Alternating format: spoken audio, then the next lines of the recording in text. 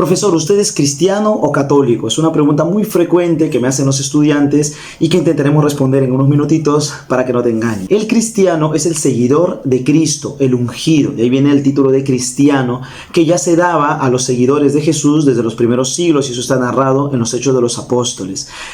El adjetivo de cristiano católico, vino mucho después y nos lo cuenta San Ignacio de Antioquía.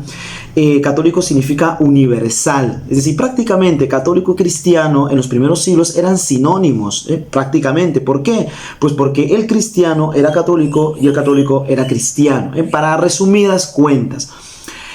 Luego, poco a poco, se irán distinguiendo los cristianos católicos, pues porque ese adjetivo de católico pasaría a tener más fuerza, porque era la característica más visible, más admirable de los cristianos, la catolicidad, es decir, la universalidad. No era un grupo de seguidores de un maestro de Dios, en este caso de Jesucristo, que estaba reservado a una determinada raza, como los judíos, o no era un grupo que estaba reservado a un determinado país o una determinada geografía, como podían ser los romanos o los griegos, o a un determinado pensamiento, como eran los gnósticos u otro tipo de grupos filosóficos que existían en esta época, sino que lo que admiraba de este grupo de personas era su universalidad. Todos eran hermanos, llevando a cabo lo que ya decía Pablo en su carta, ¿no? No hay griego ni judío, ni libre ni esclavo, ni hombre ni mujer, sino que todos somos uno en Cristo Jesús. Esta es la universalidad. Entonces, por eso el catolicismo o el adjetivo católico pasó a tener una gran fuerza, ¿no? Pero repito, el cristiano era católico y el católico era cristiano. ¿Dónde viene la dificultad o la distinción ya más grande? Cuando en el siglo XVI aparece el monje agustino Martín Lutero, y allá por 1517, 1523, 24, divide al cristianismo occidental. Se da una gran ruptura cuando él lleva adelante su revolución protestante. Entonces, en Europa, en la Europa de aquel entonces, en la Europa del siglo XVI, sí se da una distinción entre los cristianos católicos fieles a Roma, y los cristianos protestantes. ¿Por qué? Porque Martín Lutero mutila el cristianismo, mutila el evangelio y lo reduce prácticamente en el tema sacramental, por ejemplo, él aceptaba solamente el bautismo y la Santa Cena, no vista como él sí creía en la presencia real de Jesucristo, pero no en la transubstanciación. Bueno, pero este no es el tema. Entonces ahí empieza la primera distinción. Los cristianos protestantes y los cristianos católicos romanos. ¿Por qué romanos? Pues porque el Papa, que es la cabeza visible de la Iglesia, vive en Roma. Por eso cristianos católicos romanos. Ahí hay una distinción. Luego ya en el siglo XVIII, XIX y XX se da un fenómeno en América del Norte, sobre todo, que es el fenómeno del evangelismo. Aparecen los llamados evangélicos, de raíz protestante, de raíz anglicana también. Los anglicanos son los que se separaron de Roma con Enrique VIII. Y entonces Enrique VIII hace como una iglesia, sino hace una iglesia nacional en donde él se erige como cabeza de esta iglesia, los anglicanos. Estos anglicanos que fueron a Norteamérica pasan como los episcopalianos.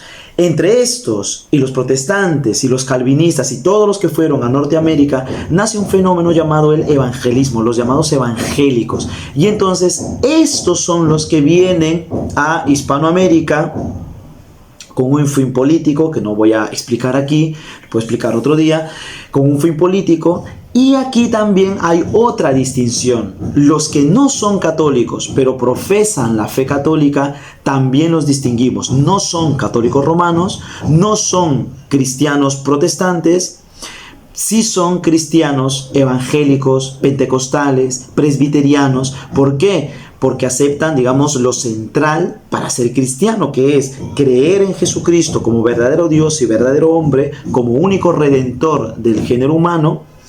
y también aceptan el bautismo en el nombre del Padre, del Hijo y del Espíritu Santo. Son muchísimas denominaciones, pero que sí se les puede considerar cristianos. ¿Por qué? Repito, porque creen en Jesucristo como verdadero Dios y verdadero hombre y se bautizan.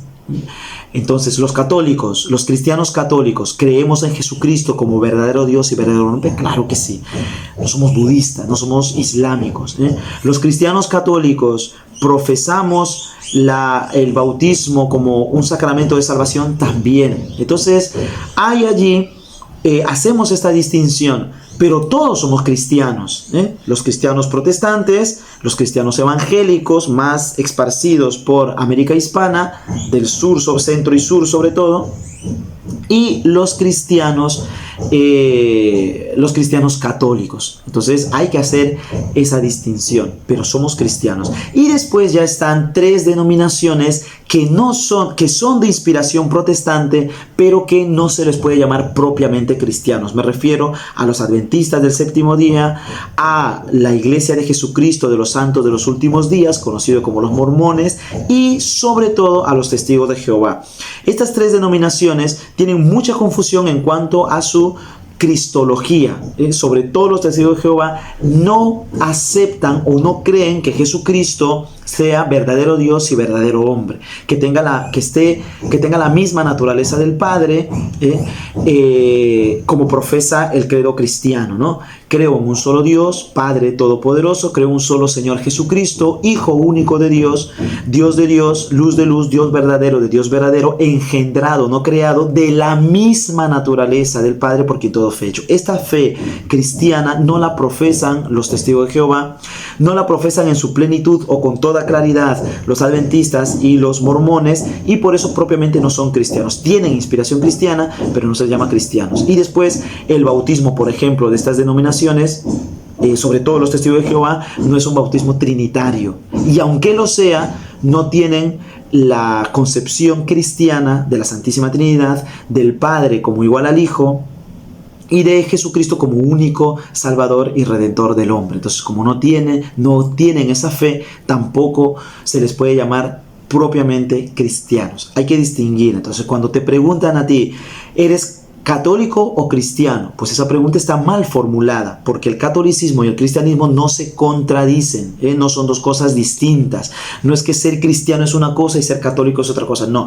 El catolicismo es una forma de vivir el cristianismo. De hecho, la primera forma de vivir el cristianismo, la forma más, como dice el Concilio Vaticano II, substancial de vivir el cristianismo. Y después también están los cristianos protestantes, los cristianos evangélicos, que se dividen en muchísimas ramas. Y ya habría que ver, ¿no?, en cada denominación, según su fe, según su credo, según sus ritos, si profesan la fe en Jesucristo como verdadero Dios y verdadero hombre y bautizan en el nombre del Padre, del Hijo y del Espíritu Santo. Entonces, la conclusión: sí soy cristiano porque soy católico, y porque soy católico soy cristiano. No soy cristiano pentecostal, no soy cristiano protestante o cristiano ortodoxo, soy cristiano, católico, apostólico y romano.